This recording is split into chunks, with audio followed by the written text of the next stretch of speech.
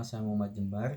Hari ini saya akan membahas topik yang sangat penting dalam dunia komunikasi, yaitu pers dalam pusaran politisasi informasi, alat propaganda atau kontrol sosial. Sebuah pertanyaan yang sangat mencerminkan dilema besar yang dihadapi media di era modern ini. Pers memiliki pesan vital dalam demokrasi sebagai pilar keempat setelah eksekutif, legislatif, dan yudikatif. Pers diharapkan menjadi penyampaian informasi, pengawas kekuasaan, serta penyaluran aspirasi masyarakat. Namun, dalam praktiknya, tidak jarang media justru menjadi alat kekuasaan politisasi informasi semakin terasa terutama saat momen penting seperti pemilu, konflik politik, atau isu sensitif nasional. Hal ini memunculkan pertanyaan besar, apakah pers masih menjalankan pertanyaan sebagai kontrol sosial, ataukah telah terjebak sebagai alat propaganda pihak tertentu? Yang pertama, politisasi informasi. Politisasi terjadi ketika berita tidak lagi netral, melainkan diwarnai oleh kepentingan politik tertentu. Contoh nyata, bisa kita lihat saat pemilu, media yang berpihak sering mengkritik opini publik lewat framing yang bias. Teori agenda setting menjelaskan bahwa media tidak mengatakan apa yang harus dipikirkan, tetapi menentukan apa yang harus dipikirkan tentang. Artinya, media bisa mengatur fokus publik pada isu tertentu dan mengabaikan yang lain. Dan yang kedua, media sebagai alat propaganda.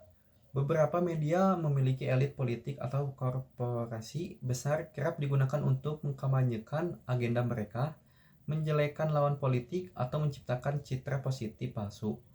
Praktik ini sangat berbahaya karena bisa memanipulasi kesadaran masyarakat, menyebar disinformasi, bahkan mengaburkan fakta.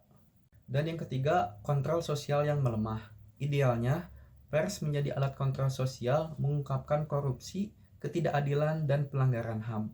Namun, ketika media sudah tidak independen, kontrol sosial berubah menjadi kontrol yang dikendalikan.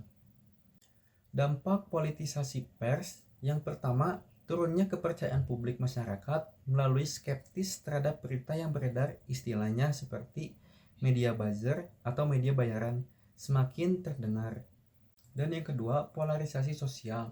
Media yang partisan memperkuat perpecahan di masyarakat, opini publik terbelah, dan diskusi sehat digantikan oleh debat saling serang. Dan yang ketiga, matinya jurnalisme investigatif. Banyak media enggan menyentuh isu sensitif karena tekanan politik atau ekonomi. Jurnalis pun sering menghadapi intimidasi saat penulisan kebenaran. Solusi dan harapan untuk mengembalikan fungsi pers sebagai kontrol sosial. Ada beberapa langkah yang harus ditempuh. Mengedepankan kode etik jurnalistik seperti berimbangan, independensi, dan akurasi. Transparansi kepemilikan media agar publik tahu siapa di balik layar redaksi.